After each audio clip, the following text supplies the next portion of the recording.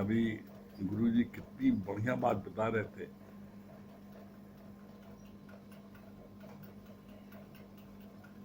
अगर फास्ट नहीं चल सकते तो धीमे चलो, लेकिन रुको नहीं। इसी तरह सत्संग में है, कोई बहुत फास्ट भागता है तो गुरु कहते कोई बात नहीं, फास्ट तुम नहीं भाग सकते हो तो तुम धीमे, जैसे बोला नहीं अभी कि ओल्ड एज को लोग, बुजुर्ग लोग धीमे चलते हैं। डॉक्टर कहते हैं आपके शरीर में एक्टिविटीज होना जरूरी है, अगर आप नहीं चलोगे तो आपकी बॉडी जो है क्या है, वो उसकी जो रेजिस्टेंस पावर को समाप्त हो जाएगी। तो इसी तरीके से सत्संग में है, अगर आप धीरे धीरे भी ज्ञान में आगे बढ़ते हो तो एक दिन आप मंजिल को पहुंच जाओगे। बस बशर्ते आप बैठो नहीं। बस कहते नहीं है, बहती नदियां साफ कहाई, जम गया पानी थम गई काई। जहां पानी रुका वहां पर काई आ जाएगी, जहां आप रुके आपके मन में गंदगी आ जाएगी। खाली मन शैतान का घर। और आप चलते रहोगे तो आपके उसमें कभी भी गंदगी नहीं आने पाएगी। बहता पानी हमेशा साफ रहता है, और जब ठहर जाता है तो गंदगी आ जाती है। इसी तरह जीवन कभी ठहरना नहीं, हमेशा चलते रहना। हम लोगों का भगवत गीता चल रही है, भगवत गीता का 18वां अध्याय चल रहा है। 18वें अध्याय का हम लोगों का जो है आपकी ये कल जो है 18 श्लोक तक पढ़ा गया था, 16 से 18 पढ़ा गया था। कल क्या पढ़ा गया था उसकी 4 लाइन पढ़ देते हैं। गुरु हमें ऐसा पक्का मजबूत बनाता है कि दुनिया को हमारे सहारे की आवश्यकता हो सकती है और हमें किसी के आधार की आवश्यकता नहीं पड़ेगी। अपनी संपद पर बैठाकर समान अधिकार देता है। बोलता है, you are exactly like me. God made man into the own image, own likeness and own reflection. ये कल यहाँ तक हुआ था। इसके आगे आज क्या है, 18वें अध्याय का 19 से 22 श्लोक। क्या भगवान बोल रहे हैं? इन श्लोकों में 3 प्रकार का ज्ञान बताया है। इन श्लोकों में 3 प्रकार का ज्ञान बताया है। सांख्य शास्त्र वो है जिसमें सांख्य योग ब्रह्म ज्ञान बताया गया है। परमात्मा है विभाग रहित, जड़ चेतन,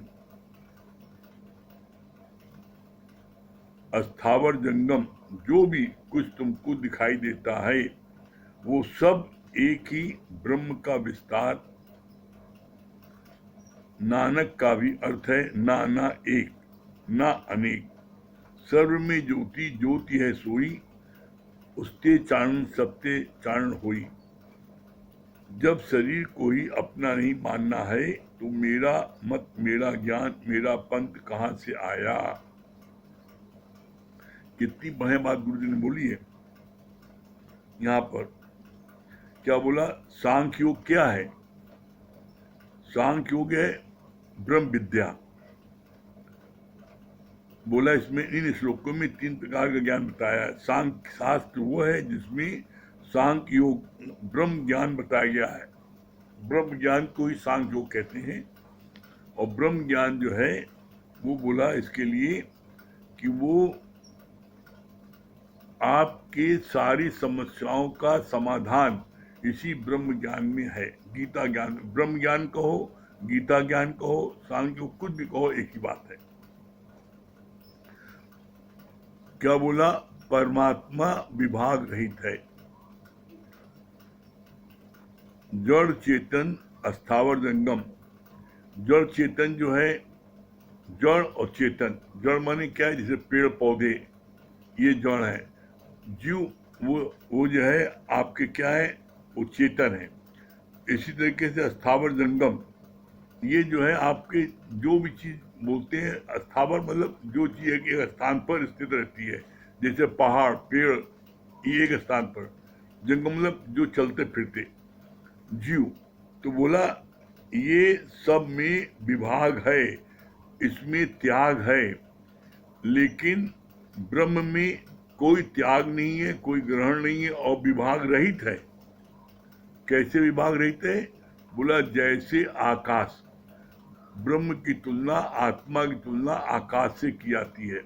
जैसे आकाश का न कोई शुरुआत है न कोई अंत है, न उसका विभाजन है, न उसका कोई उसमें कोई चीज ग्रहण करता है न कोई त्याग करता है। आकाश क्या है? सर्वत्र एक समान है। उसको ये नहीं कह सकते कि आकाश की शुरुआत प्रयागराज से शुरू हुई है या बॉम्बे से शुरू हुआ, नहीं। उसका कहाँ पर शुरुआत है, कहाँ अंत, कहाँ मध्य है, उसका जो है कोई वो नहीं है, इंड नहीं है, और न उसको विभाग हम कर सकते हैं। जैसे आकाश को हम विभाग नहीं कर सकते, उसमें कोई चीज ग्रहण नहीं, कोई चीज त्याग नहीं है, इसी तरीके से ब्रह्म में कोई चीज न ग्रहण है न त्याग है, और न उसका हम विभाग कर सकते हैं। वो पूर्ण का पूर्ण है। इसीलिए बोलते हैं पूर्ण से मन लगाओ। पूर्ण, पूर्ण माही। जब हम पूर्ण से मन लगाएंगे तो हमको पूर्ण शांति मिलेगी। जब हम अधूरे से लगाएंगे तो अधूरी शांति मिलेगी। और इस पूरे ब्रह्मांड में एक ब्रह्म के अलावा कोई भी पूर्ण नहीं है, एक ब्रह्म ही से पूर्ण है। तो इसलिए जो हम पूर्ण से नहीं लगाती हैं, पूर्ण से हम जो है इसने करते हैं, तो हमारे को वो पूर्ण बना देता है गुरु। फिर आगे बोला कि आप लिखो नानक। तो क्या बोला? नानक को संत विकसित कर दो। ना एक, ना अनेक, वही एक है। ना एक माने वही एक आत्मा, वही एक। नानक बोला वही एक है, अनेक नहीं है। और वो एक कौन है? वो एक तुम हो। अपना रूप पहचान समझ मन दर्शन यही भगवान। वो कौन? तुम ही हो भाई। तुम कैसे हो? अरे ईश्वर अंश जीव अविनाशी। ईश्वर का अंश जीव जो आपके अंदर है, जो जिसका नाश नहीं होता, वही आप हो।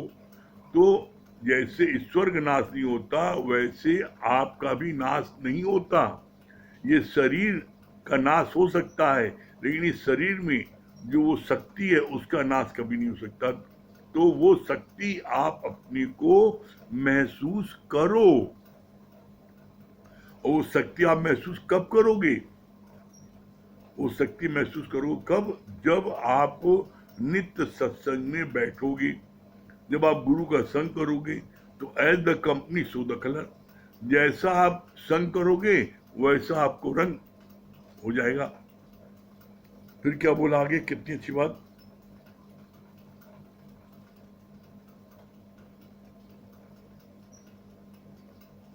बोला सर्व में ज्योति, ज्योति है सोई, उसके चारण सब में चारण होई। क्या बोला? सब में वही ज्योति है, लेकिन कैसे है? सोई हुई है। कितनी सुंदर बात बोली। वही ज्योति, वही ब्रह्म ज्योति हर एक में है। कैसे है? बोला सूना सकना कोई नहीं, हर के अंदर लाल, और मूर्ख गण खोले नहीं, कर्मी भय कंगाल। कोई सूना सकना नहीं है, हर एक के अंदर लाल मन, वही परमात्मा, वही ज्योति हर एक के अंदर है। लेकिन कैसे है? वो सुसुप्त अवस्था में है, सोई हुई है, अचेतन अवस्था में है, वो दिखाई नहीं पड़ती। कैसे? जैसे पानी के ऊपर काई आ गई तो पानी नहीं दिखाई पड़ता, जल नहीं दिखाई पड़ रहा है, लेकिन जल है। आप नदी में जाओ, धोबी घाट पर देखो, धोबी घाट जाओगे वहां पर काई बहुत होगी, तो जल दिखाई नहीं पड़ता, लेकिन जल उसके नीचे है। इसी तरीके से तुम्हारे देह अध्यास होने के कारण वो शक्ति दिखाई नहीं पड़ती प्रकट। कैसे दिखाई पड़ती? बड़ा सुंदर गुरु ने इसका विवेचन किया। जैसे सूर्य उदय होता है तो सूर्य का प्रकाश दीवार में पड़ता है तो पता लग जाता है सूर्य उदय हो गया, लेकिन सूर्य दिखाई नहीं पड़ता। परंतु अगर उसी दीवार में वहां शीशा लगा दो तो सूर्य पूरा पूरा उस शीशे में दिखाई पड़ता है। तो इसका अर्थ क्या है? इसी तरीके से जिसका मन साफ हो गया शीशे की तरह, तो उसके अंदर से वही परमात्मा झलकता है। जैसे सूर्य शीशे के अंदर से झलकता है, उसी तरीके से ब्रह्म ज्ञानी के अंदर से वो ब्रह्म नजर आता है। और वो नजर कब आएगा? जब आप बोला अपने मन की करो सफाई और तभी देगा प्रीतम दिखाई। माने प्रीतम माने परमात्मा आपको दिखाई पड़ेगा। गलती क्या होती है? हम अपने मन की सफाई न करके हम दूसरे के मन की सफाई करना चाहते हैं, बस यही गलती है। इसीलिए गुरु बोलते हैं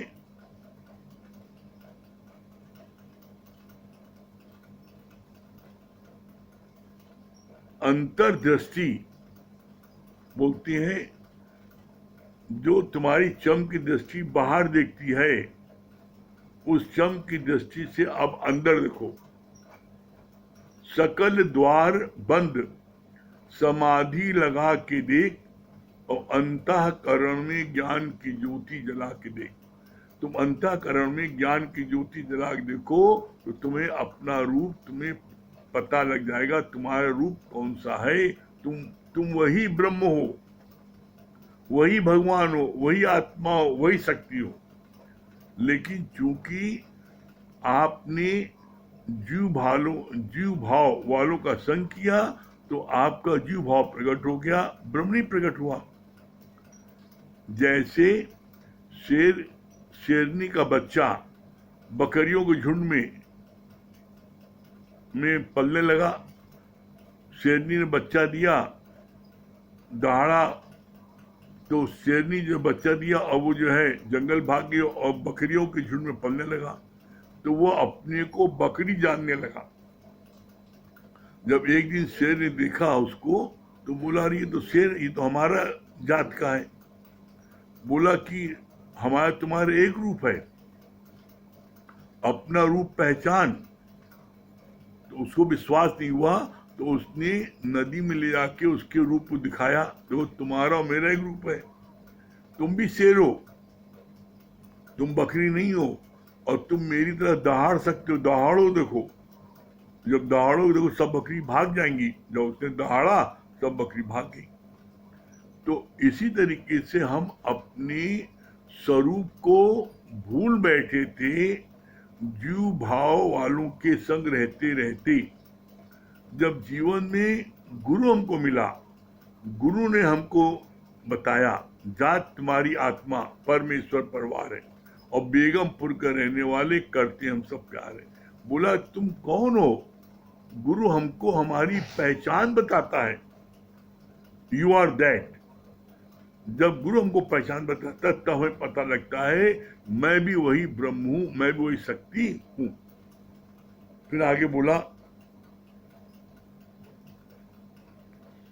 जब शरीर को ही अपना नहीं मानना है तो मेरा मत, मेरा ज्ञान, मेरा पंथ कहां से आया?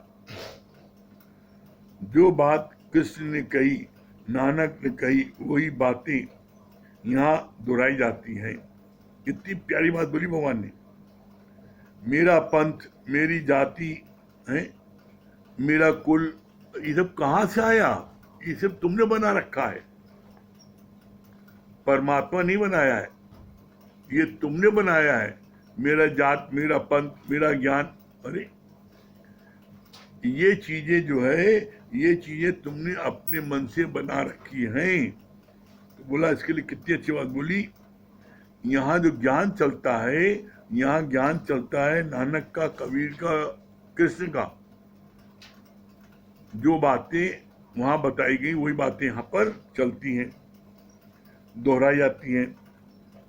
और क्या बोला? तोई मोही मोही तोई अंतर कैसा, कनक कनक जल तरंग जैसा। आकाश का विभाग दिखता है, घट आकाश, मठ आकाश, महाकाश, पर आज भी आकाश अविभाजित है। कितनी सुंदर बात बोली। तो ही मोही अंतर कैसा, बोला नहीं गुरु जो है गुरु करे आप समान।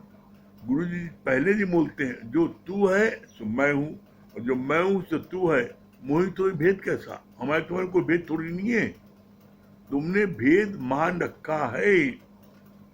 कैसे गुरु जी ने प्रमाण किया, क्या प्रमाणित किया, बोला गुरु का दीपक जल रहा है और गुरु ने अपने जलते दीपक से 10 दीपक और जला दिया, 11 दीपक जल गए। अब गुरु जी खुद कहते हैं बताओ इसमें जो है हमारा दीपक कौन सा, तुम्हारा कौन सा है, सब दीपक एक समान है। इसीलिए कहते हैं गुरु करे आप समान। फिर कितनी अच्छी बात बोली कि आकाश जो है, आकाश को कहने को तो आता है कि आकाश का विभाजन है, लेकिन एक्चुअल में आकाश का विभाजन नहीं है, विभाजन तुमने कर रखा है। कैसे, घट आकाश, मठ आकाश, महाआकाश, ये है। तो घट आकाश भी तुमने बना रखा है, मठ आकाश भी तुमने बना रखा है, महाआकाश तो पहले से एक है और वो एक हमेशा रहेगा। हम तुम सब लोग आएंगे जाएंगे, और आज लाखों साल से लोग आ रहे जा रहे हैं, लेकिन आकाश अपनी जगह है। कैसे, ये तुमने बना रखा है। कैसे बना रखा है, जैसे बोला ये डिबिया है, अब ये डिबिया के अंदर जो खाली जगह है, इसके अंदर मिश्री है, ये खाली जगह है, इसको क्या बोलते हैं, इसको बोलते हैं घट आकाश। घट आकाश में इसके अंदर स्पेस है, इसको बोलते हैं घट आकाश। अब ये डिबिया कहाँ है, ये डिबिया इस कमरे के अंदर है, तो ये कमरा जो है ये है मठाकाश। अब हम घट आकाश इसको तोड़ दें तो कहाँ मिलेगा, मठाकाश में, इसी कमरे में मिल जाएगा।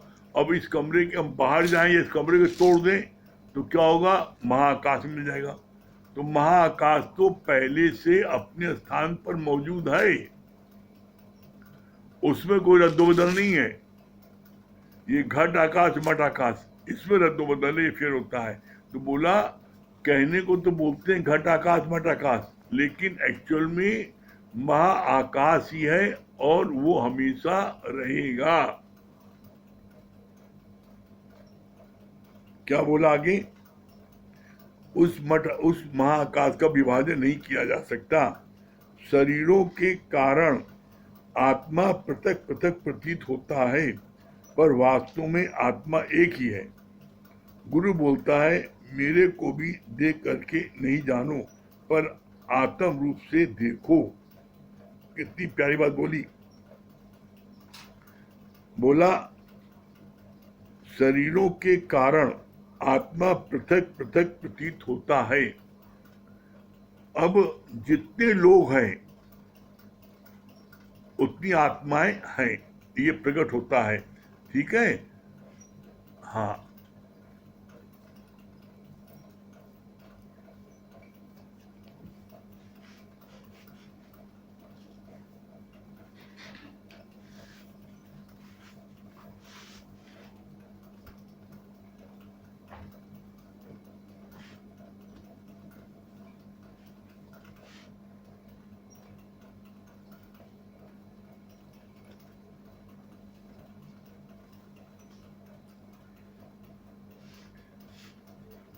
हरिओम। देखिए जैसे अभी घट आकाश मठ आकाश की बात हो रही थी, उसी पे ध्यान आ रहा था कि देखिए इसी प्रकार भगवान बता रहे थे कि देखो दो तरीके की सृष्टि है। एक तो है परमात्मा के द्वारा बनाई हुई सृष्टि, और एक कौन सी है, एक है जीव के द्वारा बनाई हुई सृष्टि। तो जो जीव के द्वारा बनाई हुई सृष्टि है उसी में तो तुम सुखी और दुखी होते हो, और उसी में तो तुम कुछ ना कुछ बन जाते हो। लेकिन जो परमात्मा के द्वारा बनाई हुई सृष्टि है, तो उसके तो परमात्मा ने तुमको पहले ही सम्राट बना के भेजा है। इस पूरी सृष्टि का मालिक तो परमात्मा ने तुमको पहले ही बना रखा है, और तुमको उसने इस धरती पे सम्राट के तौर पे भेजा है कि जाओ और जाके इसका आनंद उठाओ। लेकिन हम उस आनंद को ना लेकर के, ना प्राप्त करके, हमने अपनी जीव की सृष्टि बना ली। तो जब जीव की सृष्टि बना ली तो वहां पर या तो हम पिता बन जाते हैं, या तो हम पुत्र बन जाते हैं, या तो हम अधिकारी बन जाते हैं। तो कुछ ना कुछ हम बनते हैं ना। तो गुरुजी ने क्या बोला, कहा मैं हूं तू मेरा है तो घेरा है, और घेरा है तो अंधेरा है। तो भगवान ने क्या बोला, कहा कि देखो कि कुछ बनना ही है अज्ञान बड़ा। ज्ञान क्या है? ज्ञान तो एक लाइन का है। वो क्या है? मैं को गुम करना ही ज्ञान है। जहां पर आपकी मैं प्रकट हो गई वहां पर आपका ज्ञान सिद्ध हो गया, और जहां पर आपने अपनी इस मैं को विलीन कर दिया वहां आप परमात्मा से मिलके एक हो गए। ज्ञान तो सिर्फ इतना सा है। और जब हम जीव बनते हैं तभी हम हर चीज में अपनी मैं को प्रकट करते हैं, और जब हम परमात्मा से मिलके एक हो जाते हैं, हम उस शक्ति पे फोकस करते हैं, तो कहीं पर भी देखिए हमारी मैं जो है वो प्रकट नहीं होती है। मैं कहाँ प्रकट होती है? मैं तो अज्ञानता में ही प्रकट होती है ना। और अज्ञानता में ही तो हम कोई ना कोई पदार्थ के पीछे भागते हैं, और उसी के लिए देखिए परमात्मा से दूर हो जाते हैं। जैसा उस लड़की के साथ हुआ, भगवान बता रहे थे बड़ा अच्छा इस पे दृष्टांत, कि एक प्रेमी प्रेमिका होते हैं, लीला और चैंसर। वो दोनों एक दूसरे से बड़ा प्रेम करते हैं और विवाह करना चाहते हैं। तो जो चैंसर होता है वो एक राज्य का राजकुमार होता है, और लीला उसको प्राप्त करना चाहती है। ये बात जब राजा के संज्ञान में आती है तो राजा उन दोनों का विवाह करा देता है, और कुछ दिन के बाद ही जो चैंसर है वो उस राज्य का राजा हो जाता है। तो अब आप देखिए कि जब वो वहां का राजा हो जाता है और ये दोनों ही बड़ा ही सुखमय जीवन व्यतीत करते रहते हैं, तो उनके राज्य की एक लड़की और होती है। वो भी चैंसर से मन ही मन प्यार करती रहती है और उसको प्राप्त करना चाहती है। लेकिन चूंकि उसका विवाह हो जाता है तो अब वो सोचती है कि मैं चैंसर को कैसे प्राप्त करूं, और उसके लिए वो कोई ना कोई युक्ति ढूंढती रहती है।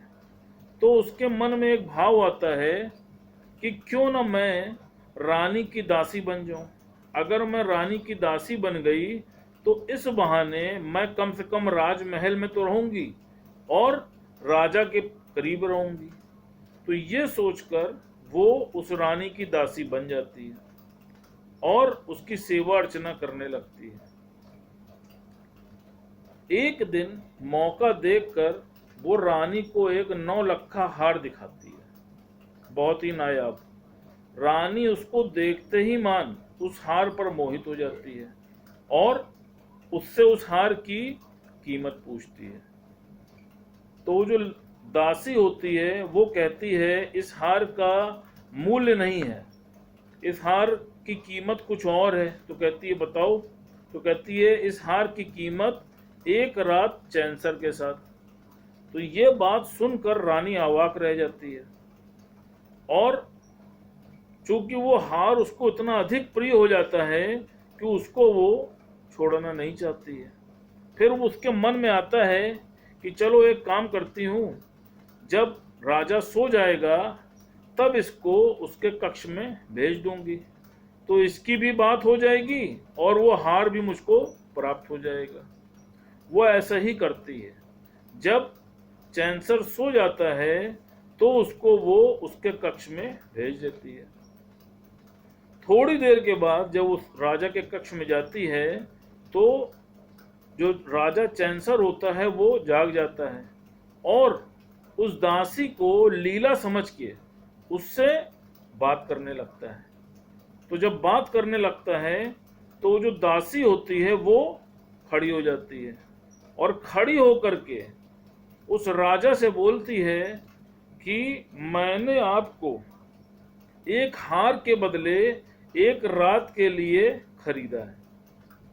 ये बात को सुनकर वो जो चैंसर राजा है बहुत दुखी होता है और उसको आश्चर्य होता है कि एक हार के लिए लीला ने मुझको बेच दिया।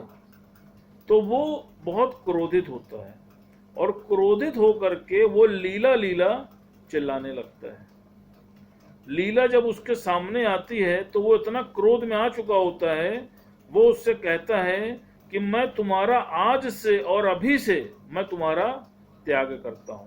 तुमने एक हार के लिए मेरी कीमत लगा दी और मैं तुम्हें आज से त्यागता हूं। तो भगवान ने इसका सिद्धांत बड़ा अच्छा बताया। कहा देखो इसी प्रकार उस लड़की को, लीला को सोचो कि राजा प्राप्त हो गया था, और जब राजा प्राप्त हो गया तो राजा का सारा साम्राज्य किसका था? राजा का सारा साम्राज्य तो उस लड़की का ही था ना, लीला का ही तो था। और वो उस सारे साम्राज्य का आनंद ना लेकर के एक हार में आकर के उसका मन अटक गया, और उस एक हार के कारण सोचो राजा ने उसको त्याग दिया। तो कहा इसी प्रकार इस धरती पे भगवान ने तुमको सम्राट बना के भेजा है, और ये पूरी सृष्टि के तुम मालिक हो। तुम जो चाहे जहां चाहे जा सकते हो, स्वतंत्र हो, पूरा आनंद उठा सकते हो, लेकिन छोटी छोटी वस्तुओं में तुम्हारा जो मन है वो आके अटक जाता है, और कभी भी परमात्मा इस बात को स्वीकार नहीं कर पाता है। भगवान ने क्या बोला? God is a jealous lover. उसको अपने सिवा कोई दूसरा पसंद नहीं है। भगवान अपने स्थान पर किसी दूसरे को बैठाना नहीं चाहता है। जैसे आप देखिए कि अगर आपकी ही स्त्री किसी पर पुरुष से मन लगा ले तो क्या आप बर्दाश्त कर पाओगे? नहीं कर पाओगे। तो भगवान ने क्या बोला कि जो पतिव्रता स्त्री होती है वो देखो पति के जाने के बाद सब कुछ स्वतः ही उसका हो जाता है ना, उसको कुछ करना पड़ता है क्या? उसकी सारी संपत्ति सब कुछ उसको स्वतः प्राप्त हो जाती है, लेकिन उसको पति परायण रहना पड़ता है।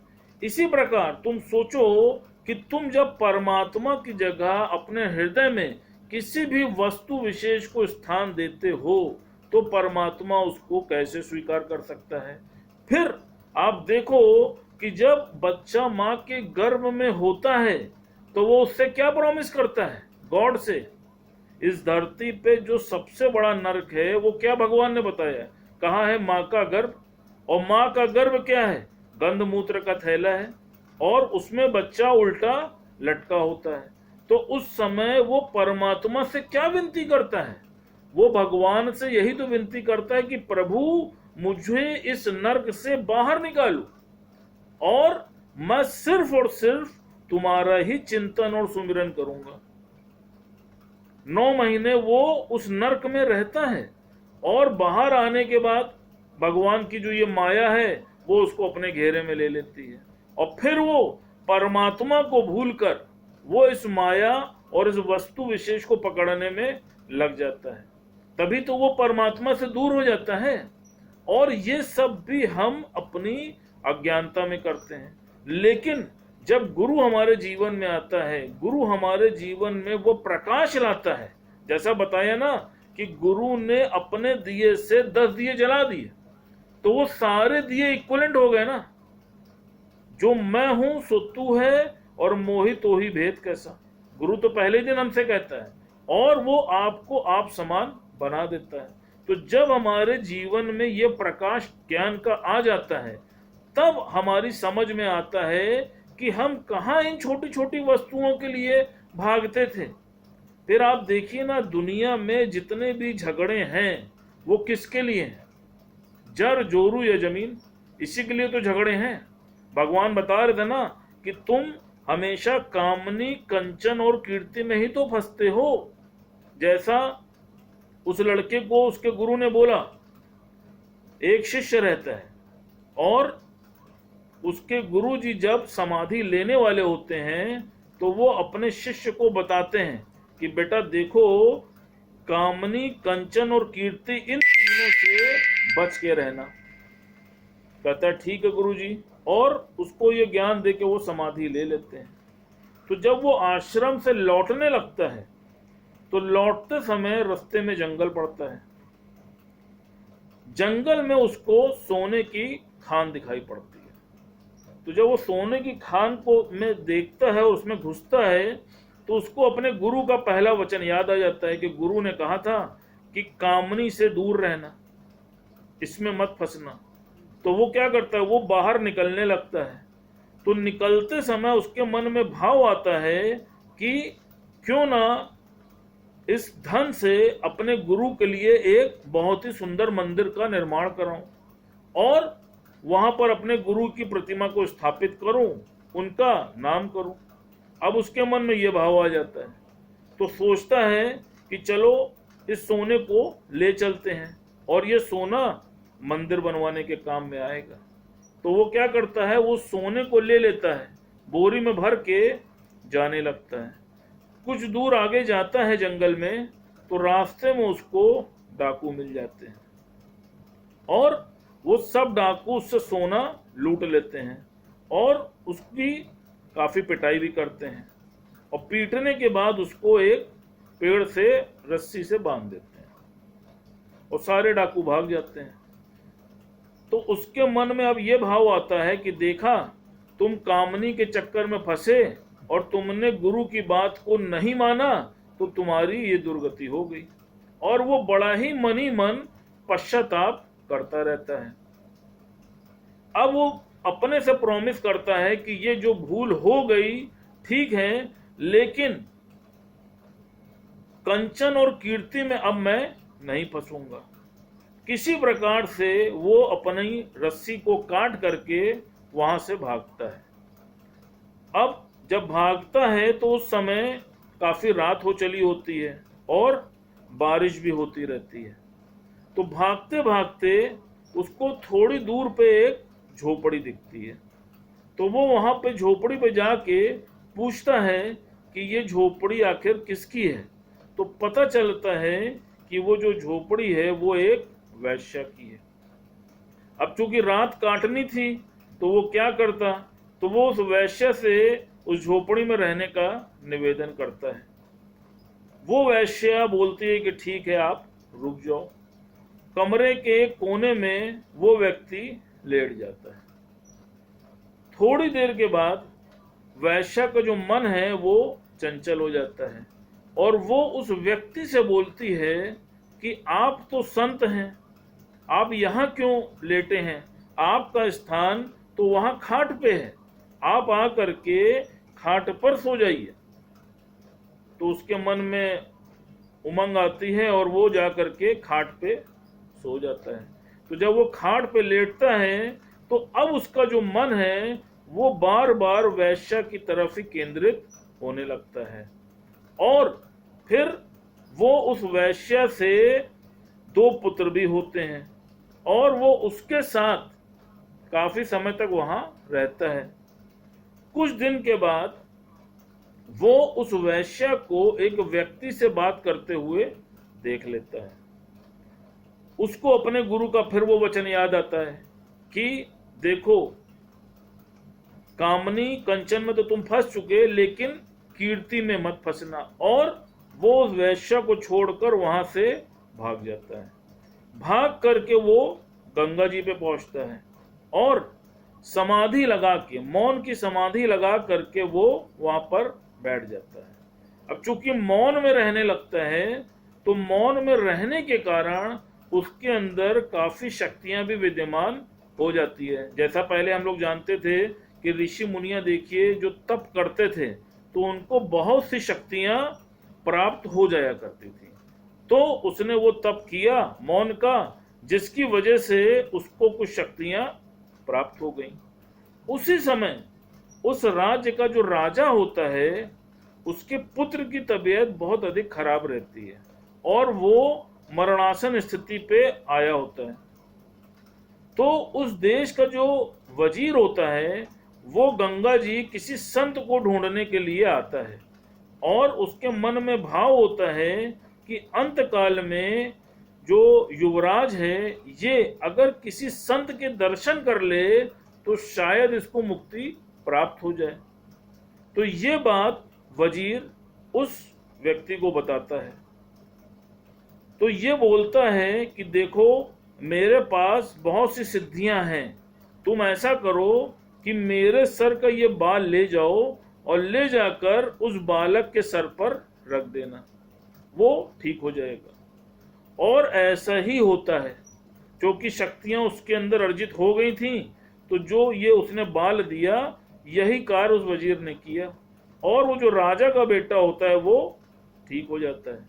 तो जब राजा का बेटा ठीक हो जाता है, तो ये सारी बात आग की तरह पूरे राज्य में फैल जाती है। अब दूर दूर से लोग उसके पास अपने किसी न किसी रोग के कारण, किसी पीड़ा के कारण आने लगते हैं, और उसको बड़ा ही आनंद आने लगता है, उसकी बड़ी प्रतिष्ठा हो जाती है, बहुत उसकी कीर्ति फैल जाती है। और करते करते इतने लोग उसके पास आने लग जाते हैं कि वो अब उनको फेस नहीं कर पाता है। बाद में ये स्थिति होती है कि लोग आ करके उसका बाल नोच नोच करके ले जाते हैं, और अंत में ये स्थिति आती है कि वो गंजा हो जाता है। तो जब वो गंजा हो जाता है तो अपने सर पर हाथ फेर करके कहता है कि देखा, गुरु ने पहले ही बताया था कि कामनी कंचन कीर्ति से बच के रहना। तो कहा देखो कीर्ति ने क्या कर डाला, अब मैं कहीं का नहीं रहा। तो यही चीज गुरु ने भी आपको जीवन में बताया, कहा देखो कि कीर्ति के चक्कर में आज कितना गलत कार्य हो रहा है। आप देखिए ना, प्रतिष्ठा पाने के चक्कर में, नाम कमाने के चक्कर में हर आदमी गलत से गलत कर्म करने को तैयार है, और कर्म कर ही रहा है। क्यों? क्योंकि उसके जीवन में अज्ञानता है। लेकिन जब गुरु जीवन में आता है और वो ज्ञान का प्रकाश लाता है, तभी हम संभल पाते हैं। तो इसलिए भगवान का कहना है कि कुछ भी हो जाए, देखो ये सब भी चीजें तुम कब प्राप्त करना चाहते हो? जब तुम जीव की स्थिति में होते हो, जब तुम आत्म स्थिति में होते हो, तो क्या तुम इसको प्राप्त करना चाहते हो? अपने से पूछ के देखो। तो इसलिए गुरु का कहना है कि हमेशा अपनी आत्मिक स्थिति में रहो। मैं ब्रह्म हूं, मैं ब्रह्म हूं, ये सबसे बड़ा जाप है, और मैं जीव हूं, मैं जीव हूं, ये सबसे बड़ा पाप है।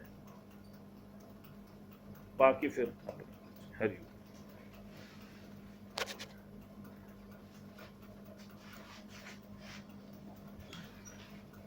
हाँ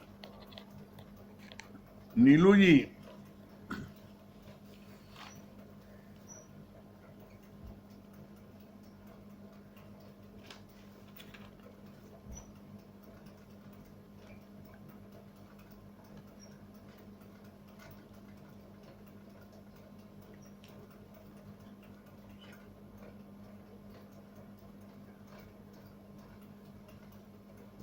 नीलू जी अनम्यूट करिए।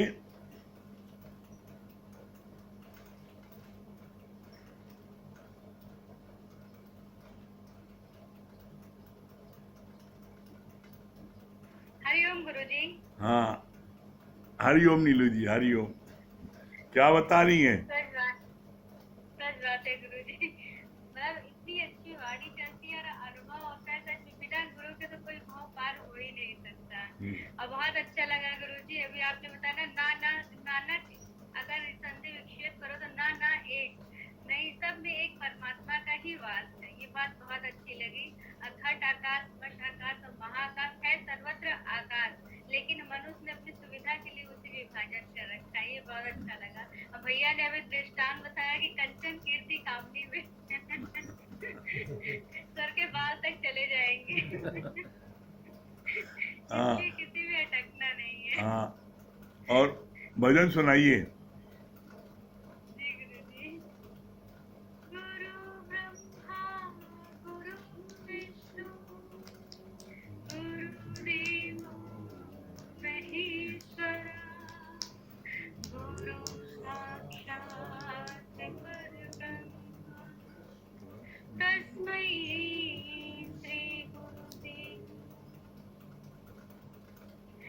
जाते हमारी आत्मा परमेश्वर परिवार है, जाते हमारी आत्मा परमेश्वर परिवार है, बेगमपुर के रहने वाले करते हम सब प्यार है जाते हमारी आत्मा परमेश्वर परिवार है बेगमपुर के रहने वाले करते हम सब प्यार है आजा जिसको पार है जाना सतगुरु नाम बनाई है आजा जिसको पार है जाना सतगुरु नाम बनाई है इस नैया में बैठ के सबने प्रेम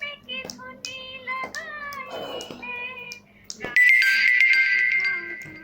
हटाओ कहते बारंबार है राग द्वेष को दूर हटाओ कहते बारंबार है बेगमपुर के रहने वाले करते हम सब प्यार है जाते हमारी आत्मा परमेश्वर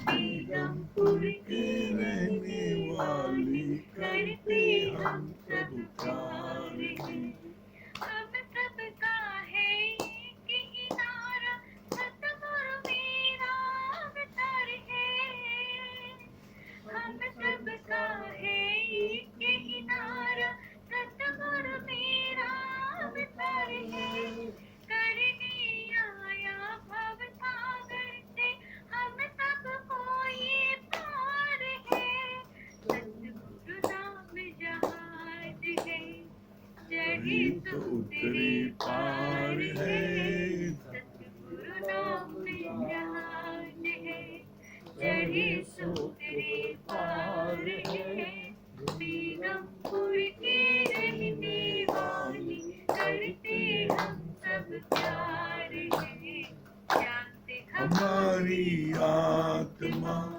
परमेश्वर परिवार है बेगमपुर के रहने वाले करते हम सब प्यार है काटे लाख 84 सबके सबको मुक्त बनाता है काटे लाख 84 सबके सबको मुक्त बनाता है ज्ञान का दान दे करके अंदर ज्योत जलाता है नजर नुरानी देकर उसने सबका किया उद्धार है नजर नुरानी देकर उसने सबका किया उद्धार है बेगमपुर के रहने वाले करते हम सब प्यार है जानते हमारी आत्मा परमेश्वर परिवार है बेगमपुर के रहने वाले करते हम सब प्यार है भक्तों के उद्धार की खातिर धरती पर ये आया है भक्तों के उद्धार की खातिर धरती पर ये आया है निराकार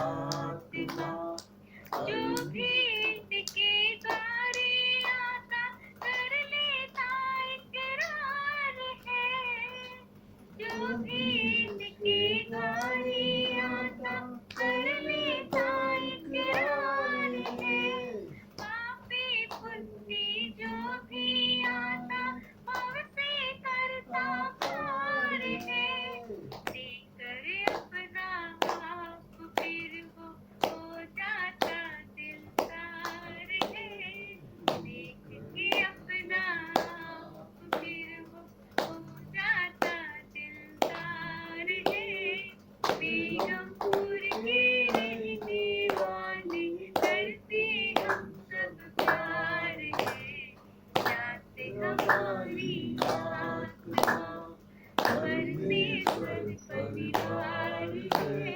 बेगमपुर के रहने वाले करते हम सब प्यार है। जानते हमारी आत्मा।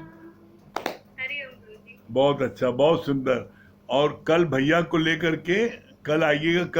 कल शाम का सत्संग जो है 7 बजे मंगल भैया को होगा। कल रात को जो सत्संग 9 बजे होता है, 9 बजे न होकर के कल शाम का स्पेशल सत्संग 7 बजे होगा मंगल सिंह के घर पर। इनका पता है 94/73 ऊंचा मंडी, बतासा मंडी, राम नरेश पान वाले गली में। कल शाम को 7 बजे हुआ। भैया को भी लेके आइएगा। अच्छा नीलू जी, ठीक है, बहुत सुंदर। चलिए अब मंगल भैया।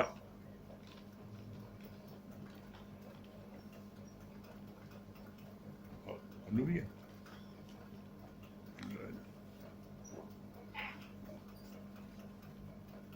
हरिओम गुरुजी। हरिओम। हाँ मंगल भैया, क्या बोल रहे हैं? हाँ, बहुत अच्छी बात है। अभी आपने बताया ना, सुना सकता कोई नहीं हार के अंदर लाल, मुद्रक कर खोजे नहीं करनी भाई कंगाल। सच बात है कि लाल हार के अंदर है, मगर वो ढक गया है। आवाज आ रही है गुरुजी? आ रही है। लाल हार के अंदर है मगर वो ढक गया है। हाँ, जैसे आपने बताया ना कि पानी तभी पानी दिखेगा, तो ये चीज सत्संग में गुरु के शरण में ही संभव है कि हमारी मलिनता जो है ये काई हटेगी और वो लाल दिखना पड़ेगा। हाँ, बहुत सुंदर। चलिए अनु भैया का भजन सुन लीजिए। भजन सम्राट आ गए।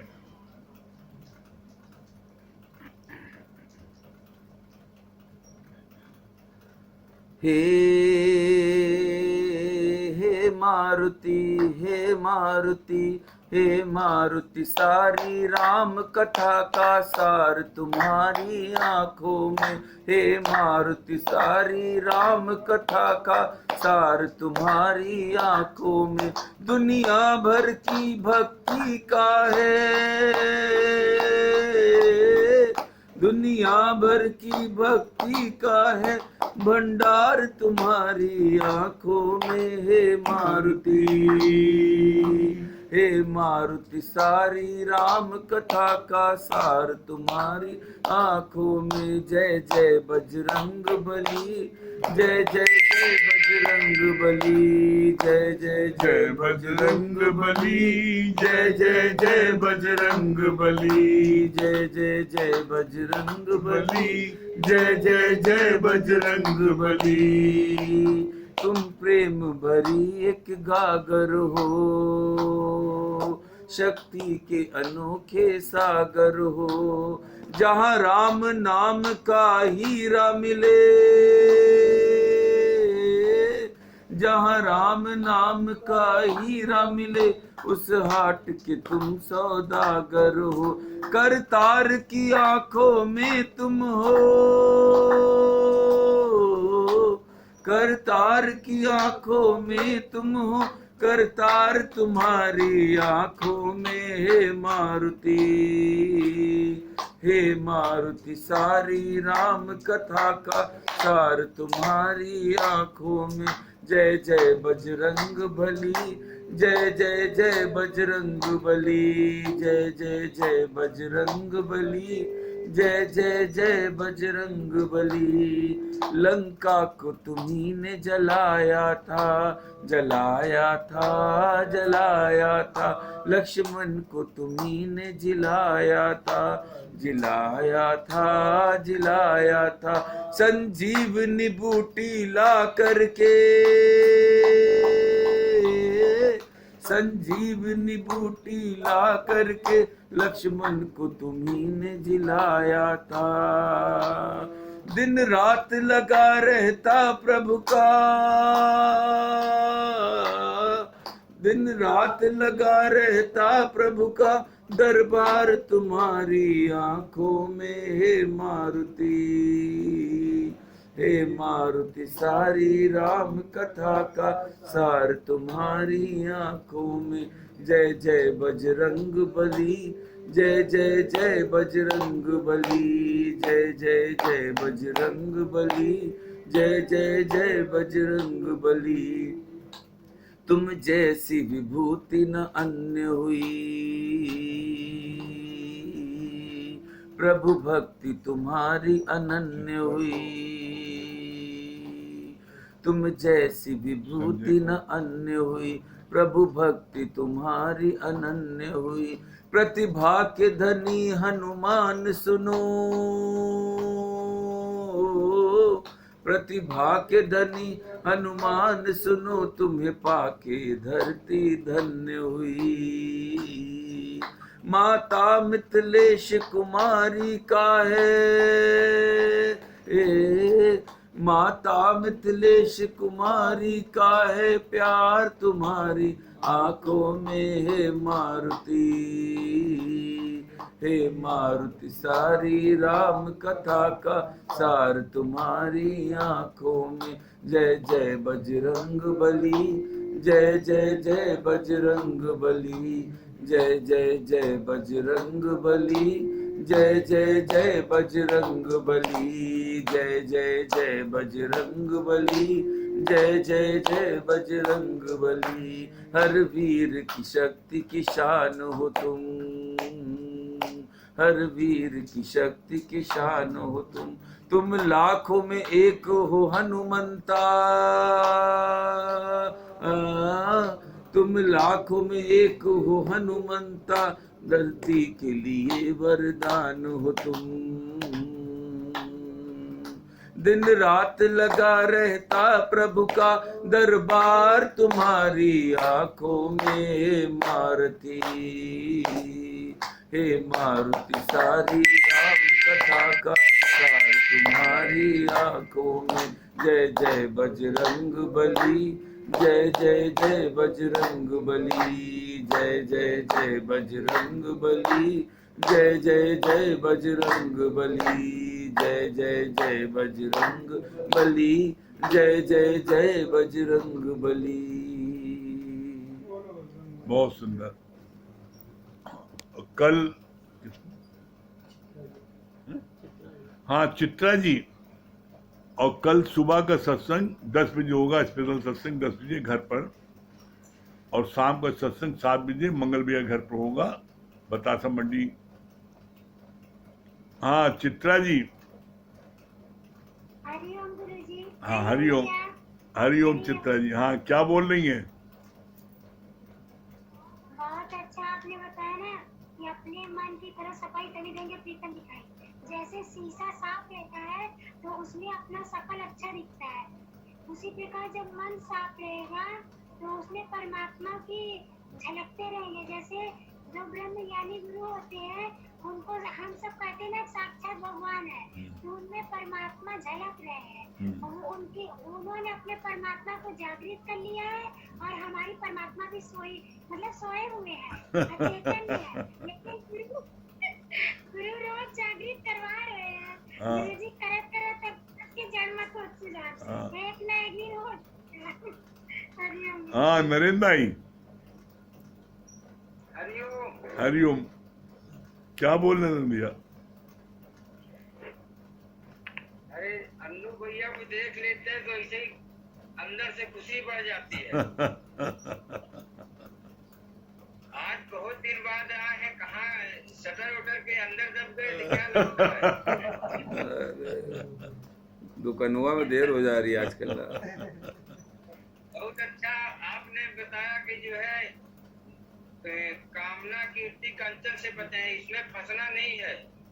और जो है गुरु आपको जो है गुरु का उद्देश्य है कि आप समान बनाता है, गुरु आप समान बनाता है, और जो है न तो ही वेद न मोही वेद, जो सो तू है सो मैं हूँ, ये बताता है। बड़ा अच्छा लगता है। बहुत बढ़िया, बहुत बढ़िया। हाँ संजय भैया।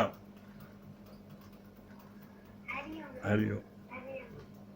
संजय भैया, कल सुबह का सत्संग 10 बजे होगा और रात का सत्संग 7 बजे होगा, जो 9 बजे होता है रात में, 7 बजे होगा मंगल भैया घर पर।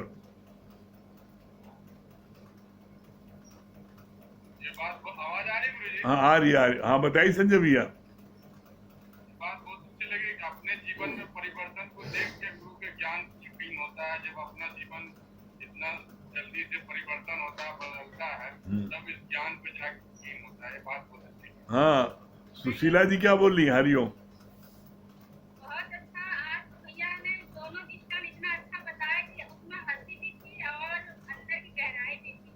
जैसे रानी वाली बात बताया कि एक मतलब दासी ने हार दिखा दिया, तो उसने उस हार में देखिए लोभित हो गया। जब वो रानी थी फिर भी उसको सब कुछ प्राप्त था, फिर भी एक हार में आसक्ति था, तो अपने राजा को एक रात के लिए दे दिया, मतलब दासी को।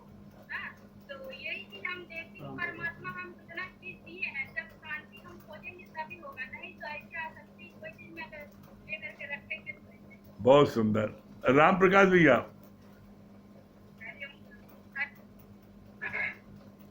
भैया हरिओम। हाँ, हरिओम राम प्रकाश भैया, हरिओम। हाँ, सगुरु के कोट पे शुक्राने भैया, कितना अच्छा आप बता रहे थे कि ये जो जीव आत्मा है इसका नाश नहीं होता है, इस शरीर का नाश होता है, लेकिन इसके अंदर जो आत्मा है उसका कभी भी नाश नहीं होता है।